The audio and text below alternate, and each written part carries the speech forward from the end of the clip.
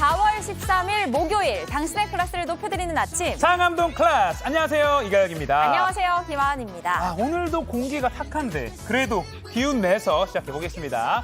자, 생방송 시청 인증하고 영화 관람권 받기. 어제 당첨자 지금 자막으로 나가고 있습니다.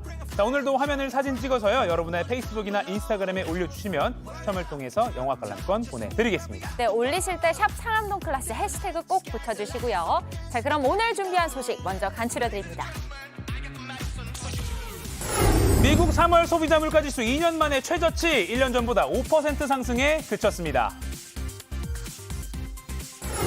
2년 전 민주당 전당대회 돈봉투 의혹, 검찰이 윤관석, 이성만 의원 사무실을 압수수색했습니다. 관석이 형이 마지막으로 의원들을 좀 줘야 되는 거 아니냐, 나한테 그렇게 얘기하더라고. 정부가 학폭 기록을 4년 동안 남기기로 했습니다. 현재 고1부터는 대입 정시에도 반영됩니다. 중국발 황사의 영향으로 오늘도 미세먼지 농도는 매우 나쁨 수준입니다. 마스크 꼭 챙기셔야겠습니다. 코스피 8개월 만에 2,500선 돌파. 주식시장 봄바람 따라 어떻게 투자할지 전문가에게 들어보고요. 키아누 리브스의 존 윅부터 세월호 다큐 장기자랑까지 볼만한 작품들 추천해드립니다. 요새 경제뉴스 보니까 코스피 연일 오름세, 훈풍 이런 기사 많이 보이던데 실제로 바깥에 부는 봄바람은 왜 이렇게 탁한 겁니까? 그러니까 말입니다. 어젠 눈이 좀 따끔거리더라고요. 맞아요. 자, 우리의 날씨 막내 김민지 기상캐스터 불러서 날씨 알아보겠습니다.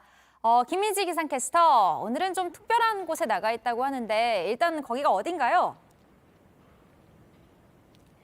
네, 저는 스위스 봄거리 축제가 열린 서울 경의선 책거리에 나와 있습니다. 한국과 스위스의 수교 60주년을 맞아 스위스의 아름다운 풍경을 이곳에 그대로 재현했는데요.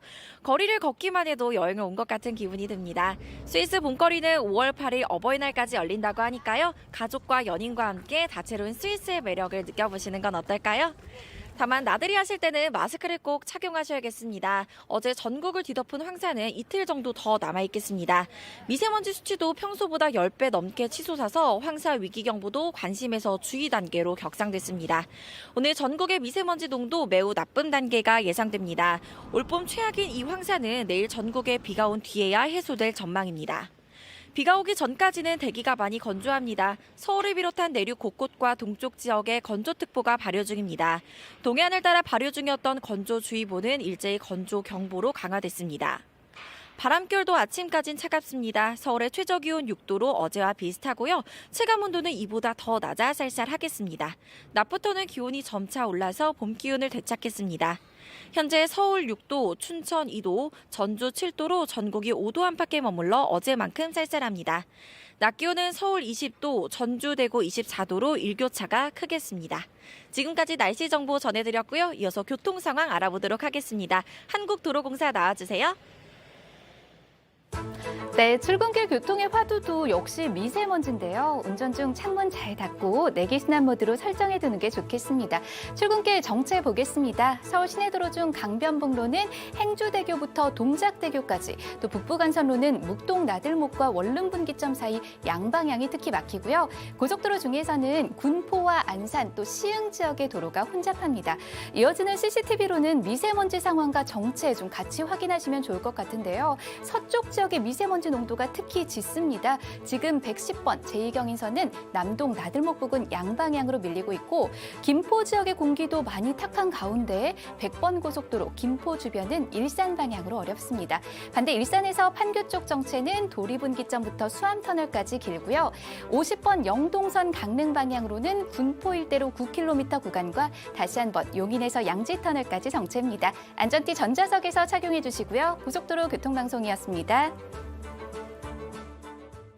지난 밤 사이 발표된 미국의 3월 물가 상승률이 5%에 그쳤습니다. 거의 2년 만에 가장 낮은 수치인데요. 하지만 올 하반기부터 경기 침체가 시작될 수 있다는 전망이 나오면서 뉴욕 증시가 수출랑이었습니다. 첫 소식 워싱턴 김필규 특파원이 보도합니다. 미국 노동부는 3월 소비자 물가지수 CPI가 1년 전 같은 달보다 5% 올랐다고 밝혔습니다. 물가 상승률은 작년 여름 9%대까지 오른 뒤 점점 떨어지더니 2021년 5월 이후 최저치를 기록했습니다. 인플레 속도를 늦춘 것은 주로 기름값입니다. 달걀값도 떨어지면서 식료품 값의 상승세도 꺾였습니다. 바이든 대통령은 당장 성명을 내고 고용시장이 역사적으로 강력한 가운데 인플레이션에 맞선 싸움도 진전을 보이고 있다며 자랑했습니다. 하지만 최근 석유 수출기구 오펙은 원유 감산을 결정했습니다. 또 변동성이 큰 에너지, 식품을 제외한 근원 CPI는 여전히 빠르게 오르고 있어 물가를 안심할 수 없다는 지적도 나옵니다. 이 때문에 연준이 기준금리를 낮출 시점은 더 멀어졌다는 전망이 나옵니다. I mean, the market is sometimes pricing in multiple cuts from June through January. We don't think that that's going to be the case. And I think that we're probably not looking at a pivot until sometime next year. 여기에 올 하반기부터 경기 침체가 시작될 수 있다는 연방준비제도 인사들의 발언이 전해지면서 시장의 불안감을 키웠습니다. 이날 공개된 3월 연방공개시장위원회 FOMC 정례 회의 의사록에 따르면 내년 초부터 실업률도 올라 미국 경제가 침체에서 벗어나기까지는 2년이 걸릴 거라고 내다봤습니다. 물가가 잡힐 거란 기대에 초반 일제히 올랐던 뉴욕 증시는 침체 전망에 모두 하락 마감했습니다. 워싱턴에서 JTBC 김필규입니다. 검찰이 2021년 민주당 전당대회 때 돈봉투가 오간 것으로 보고 수사에 나섰습니다. 윤관석 의원의 사무실에 이어 어젯밤 이성만 의원의 집과 사무실도 압수수색했습니다. 해당 의원들은 사실 무근이다, 기획수사다라고 주장했는데 저희가 확보한 녹취 파일엔 이런 주장이 무색한 내용이 담겨 있었습니다. 먼저 유효한 기자의 리포트 보시겠습니다. 검찰이 어젯밤 민주당 이성만 의원의 집과 지역구 사무실을 압수수색했습니다. 민주당 전당대회 관련 자료 확보하신 거 맞나요? 앞서 검찰은 민주당 윤관석 의원의 사무실을 비롯해 한국수자원공사 상임감사인 강래구 씨의 사무실 등 20여 곳을 동시에 압수수색했습니다. 영장 확인하고 들어가셔야죠. 영장 안에 들어가서 확인시켜야죠. 아니요, 여기 2021년 당대표를 뽑는 민주당 전당대회에서 불법 돈봉투가 뿌려진 단서를 잡은 겁니다. 검찰은 당시 송영길 후보 캠프에서 핵심 역할을 한 윤 의원과 강 씨가 주도해 현역 국회의원들과 지역위원장 및 일반 대의원들에게 돈봉투가 흘러간 걸로 보고 있습니다. JTBC 취재 결과 국회의원에겐 300만 원, 국회의원이 아닌 경우엔 50만 원 등 구체적인 금액까지 특정한 걸로 파악됐습니다. 검찰은 전체 돈의 규모와 전달 대상을 확인하고 있는데 향후 수사는 프랑스에 체류 중인 송 전 대표로 향할 걸로 보입니다. 이에 대해 윤 의원은 전당대회 돈봉투 의혹과 아무 관련이 없다며 사건 관련자 진술에만 의존한 비상식적인 기획수사라고 반박했고 불법 자금을 수수한 의혹을 받는 이성만 의원은 자신의 무고함이 드러날 거라고 강조했습니다. JTBC 유효한입니다. 이번 민주당 전당대회 돈봉투 의혹과 관련해 저희 JTBC가 관련 녹취 파일을 확보했다고 말씀드렸는데요. 이 녹취 파일엔 강래구 한국수자원공사 감사가 민주당 이정근 전 사무부총장을 통해 윤 의원 측에 불법 자금을 건넨 정황이 담겨 있습니다. 돈봉투를 의미하는 대화에 윤관석 의원의 이름이 여러 번 등장하고 무엇보다 윤 의원 본인의 목소리도 나옵니다. 계속해서 오승열 PD입니다. 2021년 민주당 당대표 후보로 나선 송영길 캠프에서 핵심 역할을 맡았던 이정근 전 민주당 사무부총장. 전당대회 선거 일주일을 앞두고 송영길 캠프에서 함께 활동하던 강래구 한국수자원공사 감사에게 전화를 받습니다. 송 의원 측근인 윤관석 의원이 당대표 선거를 위해 현역 의원들에게 돈을 줄지 고민하고 있다는 겁니다. 관석이 형이 마지막으로 의원들을 좀 줘야 되는 거 아니냐 나한테 그렇게 얘기하더라고. 고민을 하고 있고요. 필요하다면 돈이 최고 쉬운 건데 뭐. 사흘 뒤인 4월 27일 여의도 한 중식당에서 이 부총장이 10개의 돈봉투를 윤 의원에게 건넨 정황도 포착됩니다. 윤관석은 오늘 만나서 그거 줬고 이렇게 봉투 10개로 만들었더만. 다음 날엔 5개의 봉투가 추가로 전달된 의혹도 제기됩니다. 5명이 빠졌더라고. 오늘 안 나와갖고. 아니 모자라면 오빠 채워야지 무조건. 그래서 하는 김에 다 해야지.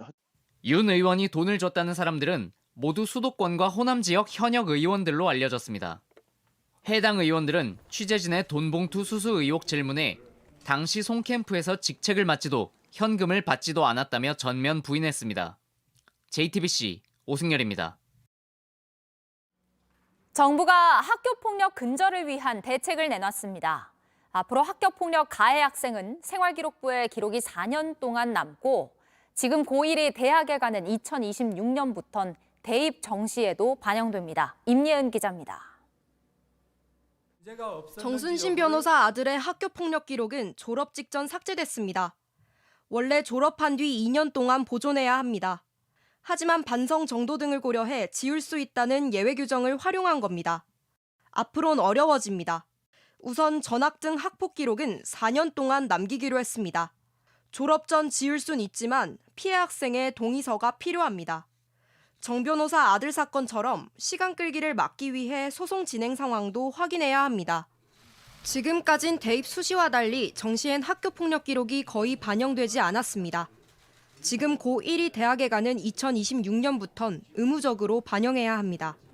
하지만 실제로 불합격될 만큼 감점이 안 되면 효과는 없습니다. 부족한 건 또 있습니다. 동의서를 이유로 가해자 측이 피해자 측에 연락을 할 경우도 있을 수 있는데 2차 피해 우려도 있고요. 소송이 더 늘어날 수도 있습니다. 특히 학교폭력을 미리 막을 수 있는 대책은 빠졌습니다. 여러 가지 방법론을 통해서 학부모 교육을 한다고 했는데 그 부분에 대한 구체적인 얘기가 이번 대책엔 가해자와 피해자 분리를 현재 3일에서 7일로 늘리는 것도 포함됐습니다. JTBC 임예은입니다. 오늘 새벽 3시 20분쯤 경북 김천시 경부고속도로 부산 방향 봉산 졸음쉼터 근처에서 25톤 트레일러가 승용차를 들이받았습니다. 이 사고로 화물차 운전자와 승용차 운전자가 다쳐 병원에서 치료를 받았습니다. 경찰은 화물차 운전자가 1차 사고로 멈춰있던 승용차를 발견하지 못해 사고가 난 걸로 보고 정확한 경위를 조사하고 있습니다.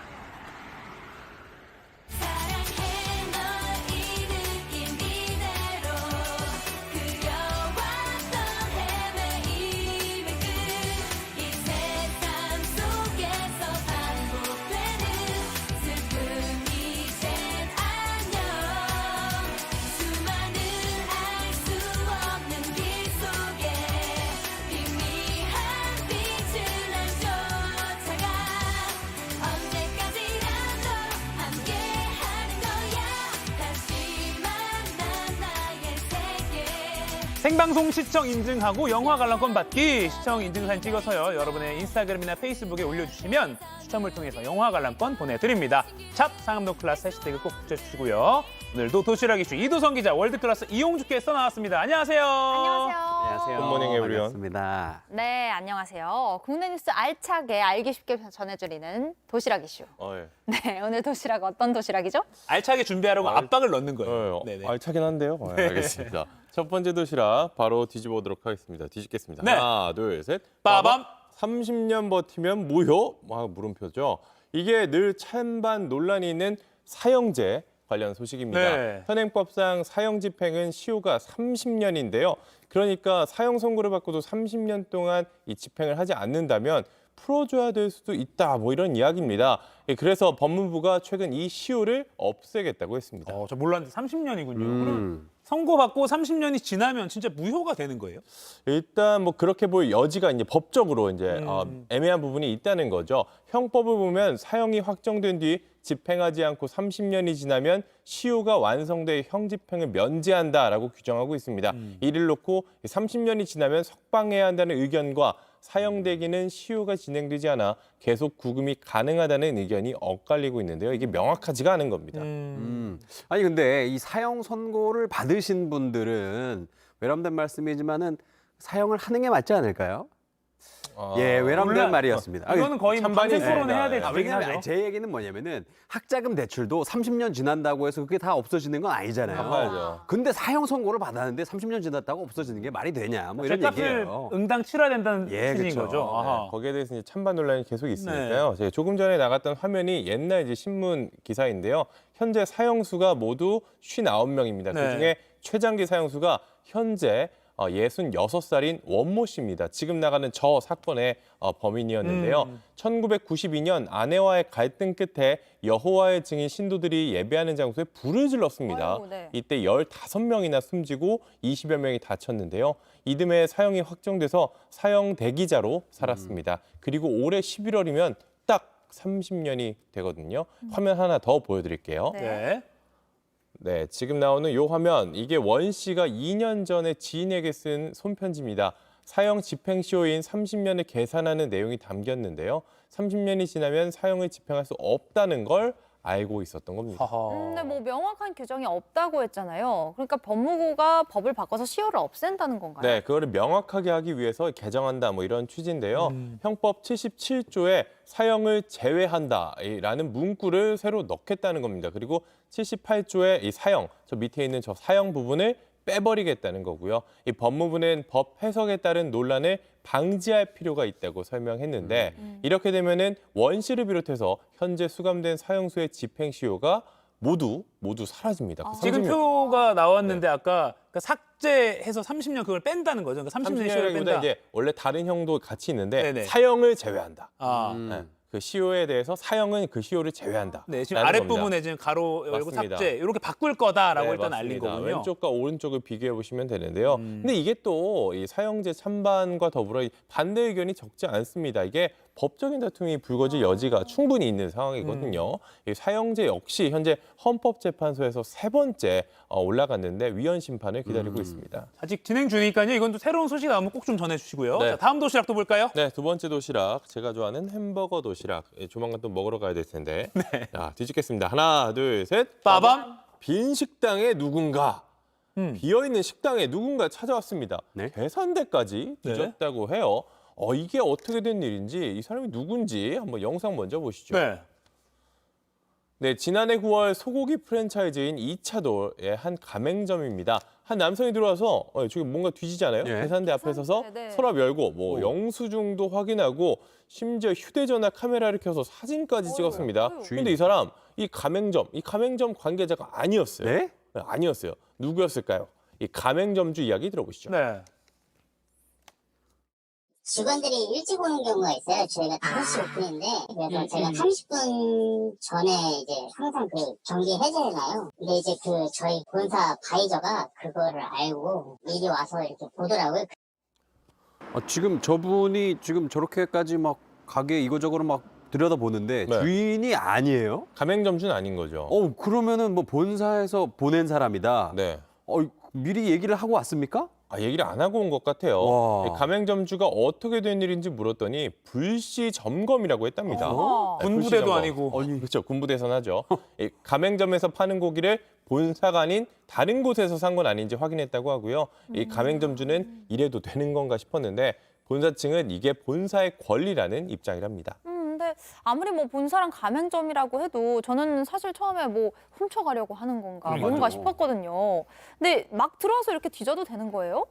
그러면 될까요? 솔직히 일리가 있는 지적이죠. 이 공정위 가이드라인을 보면은 본사가 가맹점을 방문 점검할 땐 기준을 사전에 제시하고 영업시간에 점주와 함께 점검해야 한다고 되어 있습니다. 그런데 저렇게 말을 안 하고 혼자서 점검을 한 건데요. 이 가이드라인은 강제성이 없다 보니까 본사가 지키지 않아도 처벌을 받지 않는다고 합니다. 참 희한하네요. 이 이차돌 본사는 현재 가맹점에 고기를 비싸게 판 의혹 등으로 공정위 조사를 받고 있습니다. 그래서 뭐 다른 데서 고기 샀는지 뭐 이런 걸 몰래 확인한 건가 본데 저게 법적으로 뭐 건조물 침입이라고 그러죠. 그러니까 허가받지 않고 남의 뭐 집이나 건물에 들어가는 거. 뭐 그렇게 걸릴 수도 있다고는 하는데 사실 가맹점 입장에서는 그쵸. 본사랑 사이가 틀어지면 좀 부담스럽잖아요. 그쵸. 그래서 갑질이에요, 이거. 소송을 하는 게 쉽지도 않고 좀 잘 지켜봐야 될 것 같습니다. 네, 어떻게 될지도 좀 추가로 나오면은 보도해드리도록 약간 하겠습니다. 황당하네요. 군부대에서나 있을 만한. 네. 다음 도시락도 열어주시죠. 네, 세 번째 도시락 바로 가볼까요? 이것 좀, 이 이야기 잘 들어보십시오. 하나, 둘, 셋. 빠밤. 도와줘! 인데요. 이게 혼자 살던 30대 남성이 자신의 집 화장실에 갇혀버렸습니다. 네. 갇혔어요. 문이 잠겨서 안 열리는 거예요. 이 창문도 없는 화장실에 5시간이나 갇혀 있었다고 하는데요. 영상 먼저 보시죠. 네, 화장실 천장에 지금 화장실 보니까 저기 막 난리가 났어요. 뭔가 문도 좀 부서진 것 같고 영상을 쭉 보시죠. 여기 영상 벽에 저기 화장실 뭔가 뽀개려고 한 문적이 있어요. 그리고 화장실 난리가 났고 했던... 천장은 저렇게 구멍이 났어요. 네. 막 바닥에 온갖 도구 널려 있죠. 이 남성이 화장실에서 탈출하기 위해서 모든 방법을 동원했습니다. 이 세면대 옆에 있는 이 쇠파이프를 떼어내서 문짝 손잡이를 3시간 이상 긁었대요.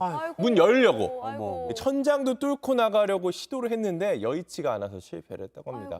이 5시간 동안 발버둥을 치다 보니까 체력 거의 다 떨어졌겠죠. 이 남성 직접 목소리를 전했습니다. 들어보시죠. 제가 화장실에 갇혔는데 문이 안 열리는 거예요. 화장실에서. 진짜 천장도 뚫어보고 유리도 깨보고 별 쇼를 다 했거든요. 여기 보시면은 밖으로 통하는 창문이 아예 없잖아요. 그냥 고독사밖에 답이 없더라고요. 손 보시면 지금 이거 보이시죠? 유리로 천장 뚫고 해서 이렇게 진짜 장난 아니었습니다, 진짜. 와, 저도 지금 이제 혼자 살고 있는데 만약에 저런 일이 저에게 일어난다고 한다면 너무 끔찍할 것 같아요. 그래도 지금 제보가 들어왔다는 거는 저분이 탈출을 하셔서 어떻게든 잘 나오셨다는 거겠죠. 네. 해피엔딩이었습니다. 그랬으니까 저희한테 제보도 했겠죠. 네. 희망이 보이지 않았을 때쯤 방 안에 있던 휴대전화가 생각이 났다고 합니다. 이 음성인식 AI 기능, 그게 딱 떠오른 거예요. 네. 밤 11시 40분이 넘어서 휴대전화 AI에 말을 걸기 시작했습니다. 삑스비, 네. 그걸 해가지고 계속 말을 걸었어요. 그랬더니 처음에는 응답이 없었는데 이 AI가 이 남성의 목소리를 인식하기 시작했고 처음에는 긴급 전화를 걸어달라고 했는데 이게 처음에 인식하지 못하는 듯 해가지고 네. 아버지와 어머니한테 우리 부모님한테 전화 좀 해달라 이렇게 연결해달라고 했답니다. 그래가지고 부모님이랑 통화가 된 거예요? 통화가 됐어요. 신기한데 한밤중에 아들이 전화를 거니까 부모님이 이상하게 좀 생각을 했습니다. 그쵸. 평소에 뭐 자주 안 했을 수도 있겠죠. 이 통화 내용도 심상치 않았는데요. 당시 통화 녹음 한번 들어보시죠. 네네.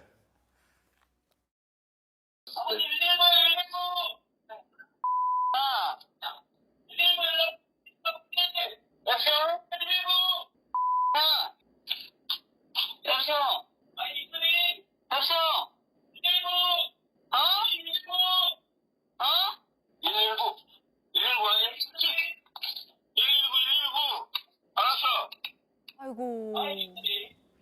네, 이게 참 이 웃을 상황은 아니지만 순발력이 대단한 것 네네. 같습니다. 이렇게 생각이 떠올렸고요. 결국 경찰이 출동해서 문을 열었고 자정이 넘어서야 탈출할 수 있었다고 합니다. 이 남성은 탈출을 시도하다가 손을 다치기도 했는데요. 부서진 화장실 문짝과 천장 등은 집주인이 모두 수리해주기로 했다고 합니다. 정말 다행이네요. 저는 음성인식기는 잘 안 쓰긴 했는데 네. 오늘 좀 켜놔야겠다는 생각도 저도 드네요. 이제 켜놓으려고요. 네. 저도요. 네, 오늘도 잘 들었습니다. 자, 월드클래스로 바로 넘어가 볼까요? 굿모닝 대한민국. 자, 오늘은 일본 소식으로 시작하겠습니다. 일본 아이돌 왕국을 건설한 자니 기타가와 자니스 사무소 설립자 이야기인데요. 생전에 10대 소년들을 성적으로 학대했다는 폭로가 잇따르고 있습니다. 이번에는 일본 아이돌 그룹 자니스 주니어의 전 멤버였던 오카모토 가우안이 직접 기자회견을 열고 폭로에 나섰는데요. 2012년부터 2016년에 기타가와로부터 15회에서 20회 정도 이 성폭력을 당했다고 합니다. 직접 들어보시죠.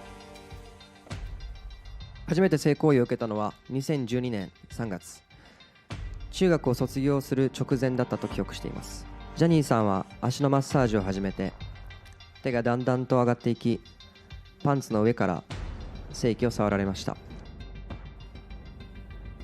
그 기타가가 1962년에 자니스를 설립한 사람인데 2019년에 사망했거든요. 근데 자니스가 일본 국민 그룹이라고 하죠. 스마프라고 하죠. 그 비롯해서 뭐 남자 아이돌을 전문적으로 기획해서 사실 우리나라에서도 꽤 유명한 그런 사람인데 그래도 좀 충격이 더 크네요. 예, 이 기타가와는 아이돌의 대부라고 불렸던 사람입니다. 이 얼마나 파워가 막강했는지 그의 장례식에 당시 총리였던 아베 신조 전 총리가 참석할 정도였고요. 하지만 숨진 뒤에 아이돌 지망생들의 성범죄 폭로가 계속 이어지고 있습니다. 영국 BBC도 지난달 일본 J-팝의 포식자라는 다큐멘터리를 통해서 이런 소년 성착취 파문을 보도했는데요. 피해자들은 드라마나 광고 광고 출연, 데뷔는 모두 기타가와의 한마디로 결정됐다면서 예능계에서 그런 게 사라지면 좋겠다고 호소했습니다. 사실 뭐 우리나라에서도 저런 폭로가 과거에 있었고 참 안타깝기도 하고요. 네. 좀 끔찍합니다. 예, 정제돼야 할 소식인 것 같습니다. 자, 다음 소식 넘어가 보겠습니다. 이번엔 중국 황사 소식입니다. 중국에서는 경악할 수준의 황사 영상이 SNS를 통해 공개되고 있는데요. 네. 그중 특히 지금 이 황사 발원지와 가까운 내몽골 지역에서 촬영된 영상이 화제가 되고 있습니다. 좀 화면 보시면요. 지금 영상 속 중국인데 뿌옇다 못해 그냥 시뻘개요. 알겠네. 여기서 사람이 살 수 있습니까? 네, 카메라에 마치 지금 빨간색 필터, 노란색 필터 달고 지금 찍은 것 같습니다. 온통 빨간 거리 풍경이 담겨 있는데요. 가까운 건물과 오가는 차들도 황사 때문에 거의 안 보이는 수준입니다. 그러네요. 해당 영상 속 시점은 지난 10일로 알려졌습니다. 얼마 안 됐네. 그날 이 지역의 미세먼지는 7,000 마이크로그램, 우리나라의 약 46배에 달했다고. 아니 근데 저 정도면 마스크가 아니라 진짜 방독면 써야 되는 거 아니에요? 그렇죠, 그렇죠. 안 나와야 돼 그냥. 밖에 안 나와야죠. 네. 밖에 꼭 잠그고 저런 거 계속 올라오는 거 보면은 중국 사람들도 진짜 되게 걱정 많이 하는 것 같아요. 예, 외신도 중국 황사 소식을 잇따라 보도하고 있는데요. 이번 주 중국 수도 베이징 영상 보실까요? 도심 아파트와 빌딩은 이 어렴풋이 윤곽만 지금 겨우 보이는 상태예요. 네. 베이징 전역의 공기질 지수는 측정 불가능한 수치인 최악인 6급 엄중 오염 상태를 기록했다고 합니다. 블룸버그 통신은 중국 포털 사이트 바이두에서 최근 중국 18개 지역의 황사가 검색어 1위에 올랐다는 소식을 전하기도 했습니다. 남 얘기는 아닌데 이쯤 되면 황사가 정말 재난 수준이네요. 예, 재난입니다. 네. 자, 계속해서 인터넷과 소셜미디어에서 화제가 된 소식 전해드리겠습니다. 자, 옛말에 그 우물을 파도 한 우물을 파야 된다라는 이 말이 있습니다. 네. 근데 이런 게 요즘에도 적용이 되는 걸까요? 요즘 화제가 된 미국인 한 분이 있습니다. 자, 저는 이 놀이공원에 가면 퍼레이드를 그렇게 참 좋아했어요. 네. 보고 있으면 참 재밌는데 이 세계적 인기 관광지 미국 디즈니랜드입니다. 그런데 이곳을 무려 2,995번이나 방문한 사람이 있다 그래요. 직원 아니에요, 직원? 이분인데요. 직원 아니에요. 자, 캘리포니아 주에 사는 이 50대 남성이 그 주인공입니다. 야, 이제 5번에서 3,000번 채우지. 야, 대단하네요. 근데 직원이 아니에요? 직원이 아니에요. 그냥 일반 손님입니다. 2012년 1월부터 2020년 3월까지 8년 동안 매일 디즈니랜드를 방문했다 그래요. 스마트폰에 저장해온 기록물을 근거로 최근 디즈니랜드 최다 연속 방문 분야에서 세계 기록을 달성했습니다. 어린이들이 제일 부러워할 그런 사람 같은데 근데 생업도 있을 거고 어떻게 이렇게 매일 갈 수 있었던 거죠? 예, 이 남성은 10여 년 전 직장에서 해고를 당했는데요. 넘쳐나는 시간을 어떻게 쓸지 고민을 하다가 집 근처에 디즈니랜드가 있는데 디즈니랜드나 한번 가볼까 하고 이게 연간 이용권을 끊었다 그래요. 그 후에 출석부를 찍기 시작했는데 체질이 약간 좀 개근상 체질이었나 봐. 그래서 매일 갔다 그래요. 새 직장을 얻은 후로도 퇴근하고 디즈니랜드 지금 요즘 꼭 가고 있다고 대단하다. 합니다. 아니, 연간 이용권을 끊었다고 했잖아요. 네. 아무래도 연간 이용권이 좀 비싸니까 본전을 뽑자 이런 마음이 남았겠다. 아니었을까 싶어요. 저도 그 본전 생각나서 이러는 줄 알았어요. 근데 그게 아니고요. 1년 동안 디즈니랜드를 가는데 든 비용이 185만 원에 불과했다고 그래요. 그러니까 하루에 5천 원 쓴 거예요. 그러니까 나쁘지 않습니다. 남성은 디즈니랜드 공식 고인물에 만족하지 않고 앞으로도 계속 방문하겠다라는 이 포부를 밝히기까지 했습니다. 뚝심 정말 대단하십니다. 대단해요. 자, 이번엔 여러분들 매운 거 잘 드시나요? 좋아하죠. 저는 흔히 먹어요. 소위 네. 맵찔이라고 하죠. 잘 못 저는 드시는구나. 잘 못 먹어요. 예, 근데 우리나라 사람 하면 이제 보통 이 맵부심 요거 참 못 말리잖아요. 네. 근데 우리만 그런 게 아닌 것 같아요. 카메라 앞에서 지금 이 질겅질겅 껌을 씹다가 막 몸을 두드리고 있습니다. 지금 이게 뭐냐면 세상에서 제일 매운 껌에 도전을 펼치는 중입니다. 어이구. 껌이면 얼마나 맵나 싶은데 반응은 심상치 않긴 하네요. 네, 지금 막 울고 있어요. 근데 껌이라고 무시하면 안 되는 게 이 껌이 무려 1,600만 스코빌, 청양고추보다 그 맵기로 유명한 꼬꼬댁 볶음면보다 4,000배 정도 화끈한 맛을 자랑합니다. 호기롭게 입에 넣었다가 다들 이렇게 지옥을 맛보고 있는 거예요. 풍선까지 불어야 도전 성공인데 풍선은 나버리고 지금 죽기 일보 직전입니다. 우유를 들이키고 있어요. 그렇죠. 이게 쉬운 일이 아니지만은 지금 이게 꾸준히 소셜 미디어에서 유행하고 있어요. 아니, 저 점하게 보니까 병원행 환자가 속출한다는 네. 지경인데 아니 도대체 얼마나 맵길래 저런 걸까요? 이게 문제가 이게 되고 있습니다. 문제가 계속 이어지고 있는데 최근 미국 매사추세츠에선 10대들이 매운껌 도전을 펼쳤다가 12명이나 병원에 실려갔다고 합니다.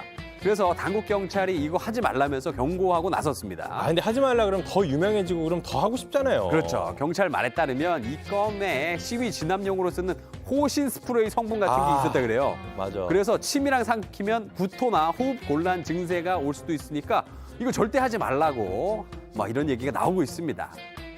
진짜 매운맛 보기 전에 안 하는 게 좋을 것 같아요. 지금까지 월드클래스였습니다.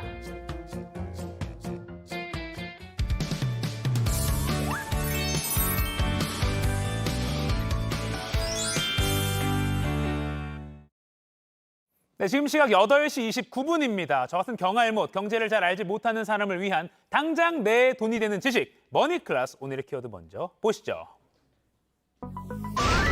코스피 2,500 돌파, K증시 이제 봄날.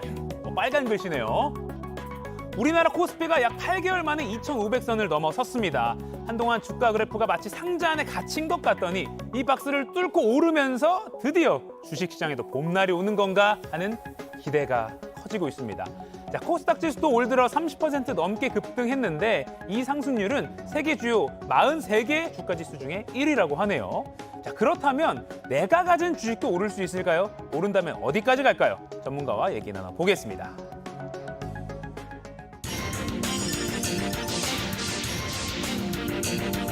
경제의 맥을 짚어주는 도사님, 정철진 경제평론가와 함께 오늘도 맥 한번 짚어보겠습니다. 안녕하세요. 네, 안녕하십니까. 자, 코스피 지수가 작년에 2,100선까지 내려갔던 걸로 기억이 나는데 네. 어느새 2,500까지.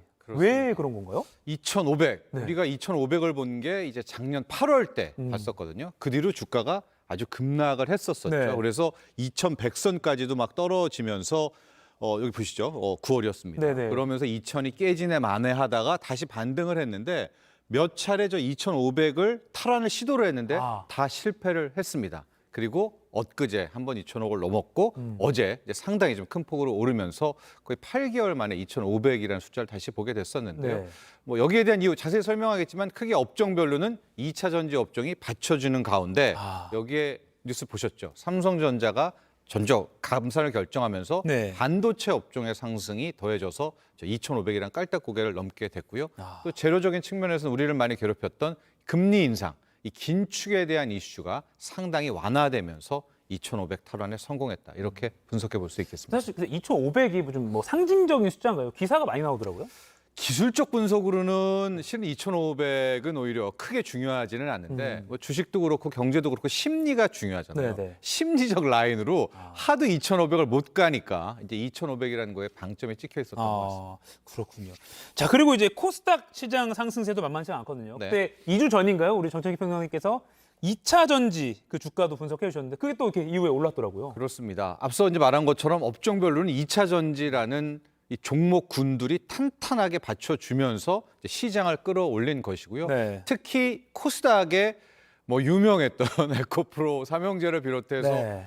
거기에 수급까지 같이 개인들의 수급이죠. 더해지면서 코스닥 같은 경우에는 연초 이후 30% 올랐습니다. 이것이 전 세계 주식 상승률 1위가 되는데요. 보시죠. 이렇게 코스닥이 30% 오르니까 전반적인 훈풍이 코스피까지도 같이 불었다라고 볼 수가 있을 것 같고요. 네. 결과적으로 이런 것들이 뭐 저변을 쌓아서 올라가게 되는 이유가 됐다라고 아까 볼 그 수가 에코브 있겠습니다. 뭐 예, 요즘 이렇게 한번 말 보도록 많더라고요. 하겠습니다. 예. 우리가 뭐 다뤘었죠 그때. 네. 요즘 주식시장에 에코프로가 있는 자와 없는 자로 나뉜다. 표정이 달라진다. 그렇습니다. 또 에코프로 삼형제가 없는 사람을 일명 뭐 에코 거지 뭐 이런 말까지도 나오고 있는데요. 자, 연초 이후 상승률이고 작년까지 더하면 훨씬 더 크겠죠. 에코프로 같은 경우에는 뭐 400%, 500% 이것도 어제 하락을 해서 저 정도로 빠졌었던 거고요. 한때 뭐 600%까지 가는 이런 이제 에코프로 삼형제의 흐름들 아마도 이런 것들이 최근에 나왔던 주식시장 훈풍에 일조를 했다 이렇게 보여지고 있습니다. 그리고 뭐 코스피는 반도체가, 뭐 코스닥은 뭐 2차 전지 종목이 좀 운전자 역할을 하고 있다. 뭐 이렇게 좀 볼 수 있을 것 같은데 그 외에 최근에 또 주식시장을 좀 이끌고 있는 좀 분위기가 좋은 그런 이유가 있을까요? 네, 제가 앞서 모두 얘기했지만 이제 재료적인 측면에서는 거의 1년 이상 우리를 괴롭혔던 긴축, 금리 인상 이것에 대한 이슈와 우려가 상당히 잠잠해졌다. 네. 먼저 우리나라로 오면 한국은행이 벌써 두 번째 기준금리 동결을 결정을 했었죠. 네네. 그러고 뭐 금리 인하는 없다고 이야기했지만 시장은 이미 이제 긴축은 끝났다에 베팅을 하고 있는 모습. 그렇게 되니까 이제 당연히 주식으로 돈이 몰리게 된 것이고요. 네. 두 번째가 이제 어제 밤에 나왔었던 미국의 3월 소비자 물가 상승률. 여기를 한번 보겠습니다. 네네. 우리도 기준금리를 동결했지만 이제 미국의 CPI 3월 물가 상승률을 보면 5%가 어젯밤에 나왔어요. 예. 시장 예상치가 5.1, 5.2였는데 그것보다도 하회했고 중요한 것은 물가라는 거는 흐름이잖아요. 네네. 추세가 작년 여름 9%에서 거의 5%까지 급격히 하락을 하면서 네. 이제는 우리도 동결했지만 미국의 연준도 거의 금리 인상이 끝나가는 것 아니야? 이런 좀 기대감들이 커지고 있는 것이죠. 근데 이게 물가지수가 지금 뭐 하회했다고 말씀하셨는데 지금 간밤에 뉴스를 보니까 네. 뉴욕 증시는 또 떨어졌어요. 네. 그거 왜 그런 거예요? 그렇죠. 장 초반, 장 중반까지도 상당히 좋았었습니다. 네네. 그러나 장 막판에 특히 오늘 아침에 지금 주식시장을 보시는 분들은 아니 물가가 이렇게 많이 떨어졌는데 왜 주식은 빠졌지 할 텐데 새벽에 어려워요. 나왔던 네. 연준 의사록의 내용 때문이었었습니다. 우리가 그동안은 물가 했는데 연준 위원들이 이번에 모여서 무슨 얘기를 했냐면 네.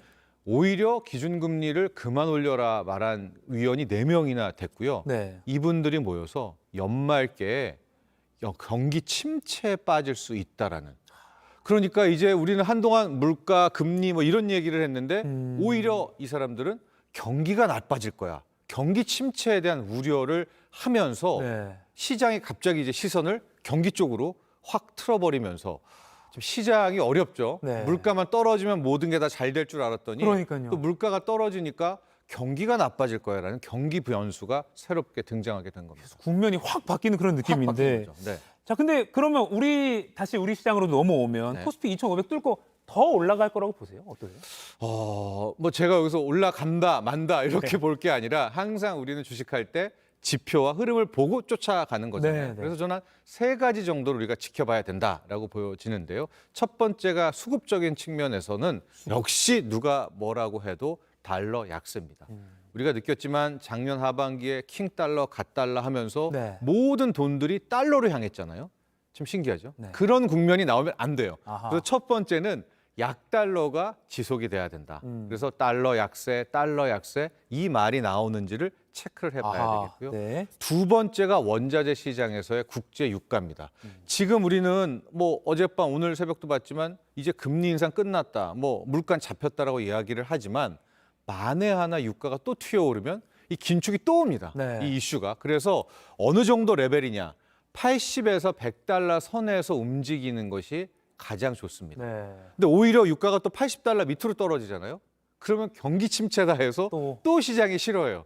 이게 참 어렵습니다. 그래서 유가가 이 정도 레벨에서 움직이느냐. 이것이 가장 좋고요. 세 번째는 외국인인데요. 이것은 무슨 얘기냐면 앞서 약달러가 지속이 되면 외국인들이 달러를 안 들고 우리나라 주식을 살 거야라고 생각하겠지만 최근에 주식시장 흐름을 좀 보면 외국인들이 6개월 만에 순매도로 전환을 했거든요. 네. 그리고 달러 자체, 달러 인덱스는 오늘 새벽에도 급격하게 떨어졌지만 네. 원달러 환율은 지금 안 떨어지고 있어요. 아하. 그러니까 외국인들이 우리 주식을 사느냐가 이제 중요한 거죠.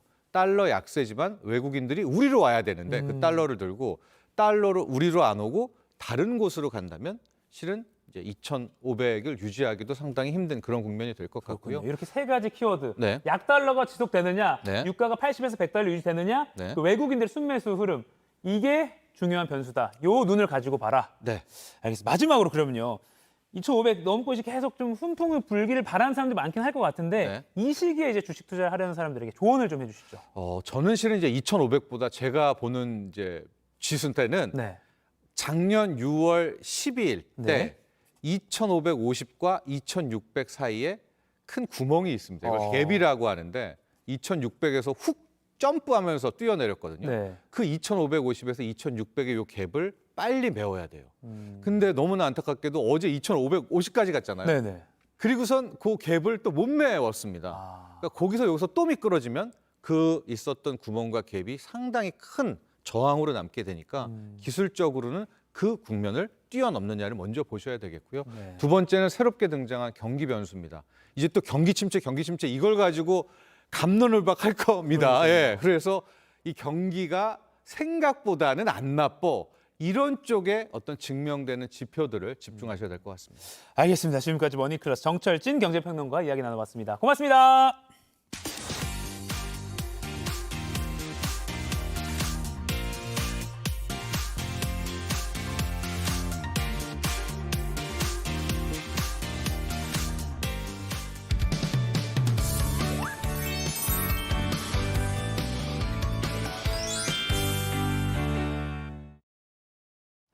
상클 라이프 목요일 아침엔 영화와 OTT 작품 추천해드립니다. 베테랑 영화 저널리스트 더스크린의 박혜인 편집장 모시겠습니다. 안녕하세요. 안녕하세요. 안녕하세요. 자, 첫 번째 영화 바로 좀 소개해 주시죠. 네, 전 세계 액션 팬들이 기다렸던 바로 그 작품입니다. 벌써 4번째 시리즈인데요. 네. 화면으로 먼저 만나보실게요. The only way John Wick will ever have freedom and peace is in death. Yeah, not really. 키아누 리브스의 액션 영화. 네. 사실 4번째 시리즈라는 그 힌트에서 이미 눈치챘죠. 설명을 눈치채신 분들이 있을 맞습니다. 것 같아요. 존 윅이죠. 맞습니다. 존 윅의 4번째 시리즈가 드디어 4년 만에 돌아왔습니다. 존 윅 시리즈가 시작된 게 벌써 2015년이니까 와. 꽤 시작이 됐죠. 존 윅 리로드, 존 윅 3 파라벨룸, 그리고 이번에 존 윅의 최신작까지 존 윅 4까지 기다리시는 분들 많았을 텐데요. 한국뿐만 아니라 북미에서도 개봉 첫 주에 박스오피스 1위 기록하면서 전 세계 팬들의 기다림을 눈으로 보여줬습니다. 매번 죽을 위기에서 살아나는 이 존 윅이요. 이번에는 새로운 빌런을 만나서 정말 완전한 자유를 쟁취하기 위해서 싸우는 과정을 담고 있고요. 기존의 존 윅 시리즈의 아주 반가운 얼굴들 그대로 돌아옵니다. 여기에 견자단, 그리고 사나다 히로유키, 그리고 새로운 악당 빌 스카스가드까지 합류하면서 네. 이야기도 더 방대해졌어요.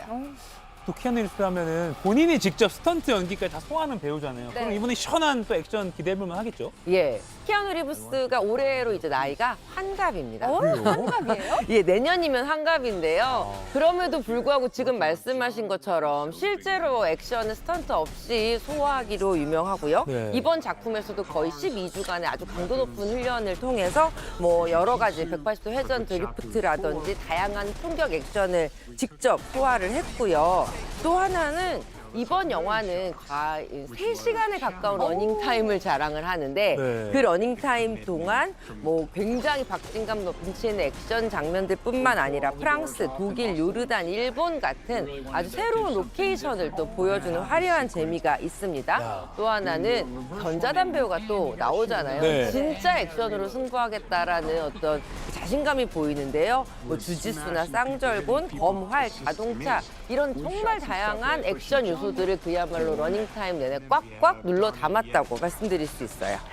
보는 재미가 아주 풍부할 것 같습니다. 자, 존 윅 4, 긴 러닝타임을 가득 채운 이 액션이 과연 관객들의 마음까지도 좀 꽉꽉 채울 수 있을지 네. 기대해 보겠습니다. 다음 작품도 소개 부탁드립니다. 예, 다음 작품 같은 경우는 내일 4월 14일 날 개봉하는 신작이에요. 한국 신작이고요. 킬링 로맨스라는 작품입니다. 네. 이 킬링 로맨스는요.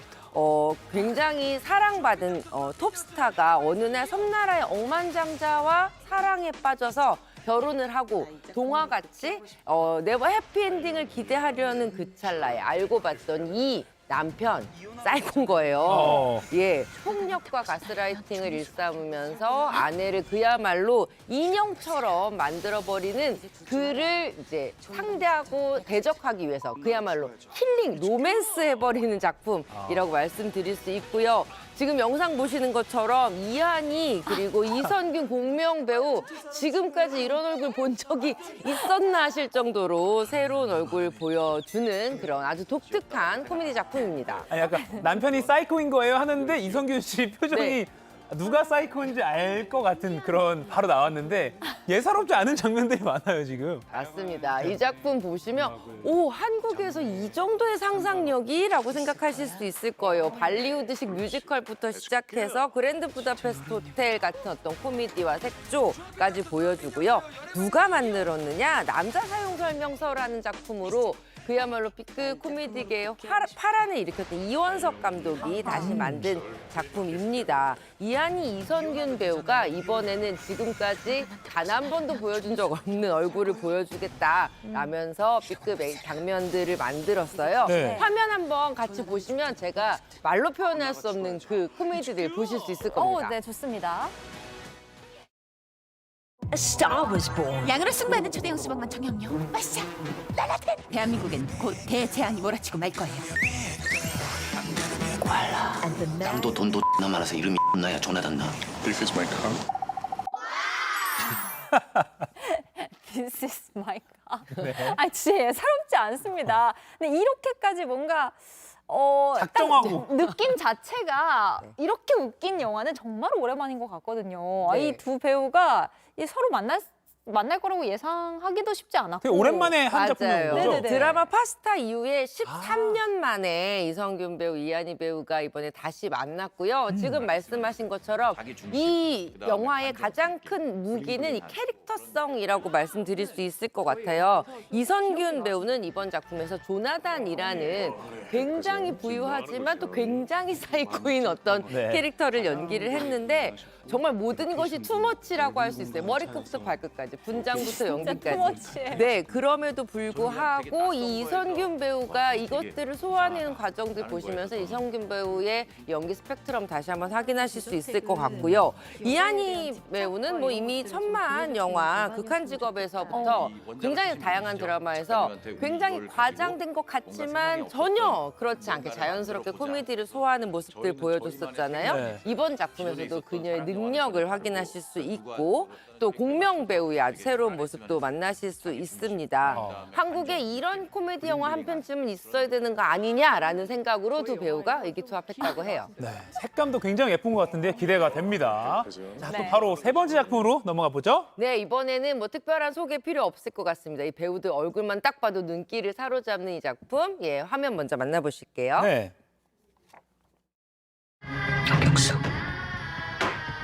시장하자. 뭐라고? 극적인 순간을 만들어내는 본능적인 감각에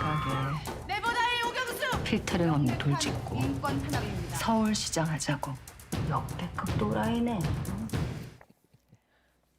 이가혁 앵커. 시장 한번 하시죠. 저는 밥을 안 먹어서 배가 시장합니다. 네. 쉽지 네. 않은 조합이 또 탄생했네요. 맞습니다. 네. 김희애 배우, 문소리 배우, 이 두 배우의 얼굴이 딱 보여질 때 순간부터 약간 마음속 긴장감이 탁 생기는 이 킹메이커는요. 넷플릭스의 정시 드라마 시리즈고요. 12부작입니다. 이 작품 같은 경우에는 이미지 메이킹의 귀재인 한 여인이 아주 잡초처럼 살아온 인권 변호사를 서울시장으로 만들기 위해서 선거판에 뛰어든 그야말로 킹메이커의 이야기라고 할 수 있는데요. 김희애 배우가 연기한 황도희라는 캐릭터는 아주 대기업의 그 위험한 일들을 다 처리해주는 해결사 역할을 하다가 어떤 사건 때문에 각성하고 이제 사회를 위해서 새로운 킹메이커를 만들기 위해 진두지휘하는 캐릭터고요. 문소리 배우가 연기한 오경수 캐릭터는 정의의 코뿔소입니다. 인권 변호사로서 정말 좋은 사람들을 위해서 정치하는 세상을 만들어 보겠다고 서울시장에 뛰어든 캐릭터. 이 정치판 델마 루이스라고 말씀드릴 수 있는 두 배우의 아주 정말 연기 폭발하는 대결 만나보실 수 있는 작품이에요. 정말 기대가 됩니다.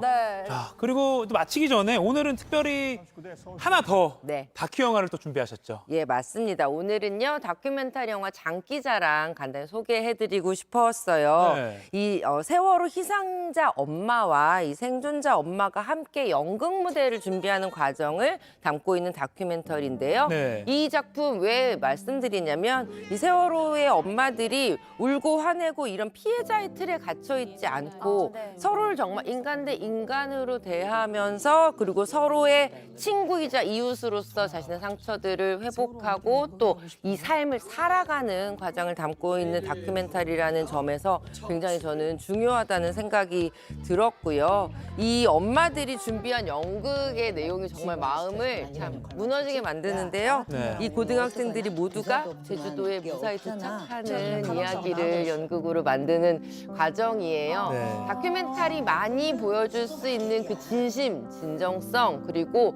여전히 잊지 않겠다라고 이야기하는 우리 사회의 약속까지 이 다큐멘터리를 통해서 만나보실 수 있을 거라고 생각합니다. 어느덧 9주기네요. 네.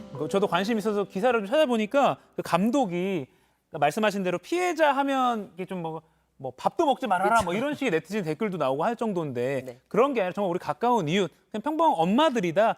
때로 막 티격태격하고 막 배역 놓고 막 이렇게 싸우는 그런 장면 나온다 하더라고요. 맞아요. 작품만으로도 되게 웃으면서 볼 수 있는 거다. 뭐 세월호를 빼놓고 보더라도 뭐 좋은 작품이다라는 그런 평가도 많이 있더라고요. 맞아요. 이제 또 돌아오는 일요일이면 4.16 9주기예요. 세월호 참사 9주기인데 네. 그걸 기억하면서 보셔도 좀 이가혁 앵커 말처럼 좀 가벼운 마음으로 보셔도 또 좋을 것 같은 영화 장기자랑이었습니다. 네, 상영관 한번 찾아보시는 거 좋을 것 같습니다. 네. 자, 박혜연 편집장님 마지막 작품까지 고맙습니다. 네, 고맙습니다. 감사합니다.